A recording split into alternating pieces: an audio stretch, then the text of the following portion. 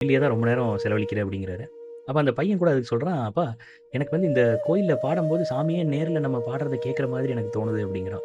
அதுக்கு அவங்க அப்பா சொல்றாரு, "கண்டிப்பா கடவுள் வந்து நம்மளுடைய பாடல்கள, நம்மளுடைய பிரார்த்தனைகள கேட்டுட்டு தான் இருக்கிறாரு. ஏன்னா இது எல்லாமே வந்து சத்தத்துல இல்ல, நம்மளுடைய பாவனையில இருக்கு. நம்ம என்ன உணர்வு உணர்றோமோ, அதுல தான் வந்து ஆன்மீகமே அடங்கியிருக்கு" அப்படிங்கிற ஒரு மிகப்பெரிய தத்துவத்த அந்த குட்டி குழந்தைகிட்ட சொல்றாரு. அந்த பையன் பெருசா விளையாட்டுல விருப்பம் காட்டல. ஆனா படிக்கிறதுல, ஆன்மீகத்துல ரொம்ப விருப்பமா இருந்தான். அப்படி ஒரு நாள் அவன் வந்து ஒரு மரத்தடியில ஒரு சுவாமிஜி மக்கள்ட்ட பேசிக்கிட்டு இருந்தத கேட்குறான். அப்ப அந்த சன்னியாசி சொல்றாரு, "எல்லாரும் கவனமா கேளுங்க. இந்த உடம்பு வந்து நித்தியம் கிடையாது. இது எப்பயுமே இருக்காது. இந்த உடம்பு நம்மள விட்டு போயிரும். ஆனா இந்த உடம்புக்குள்ள இருக்கிற அந்த சக்தி, அந்த ஆத்மா அது எப்பயுமே உயிரோட இருக்கும். அது ஒரு உடம்பு இல்லைனாலும் இன்னொரு உடம்புக்குள்ள போய்க்கிட்டே இருக்கும்.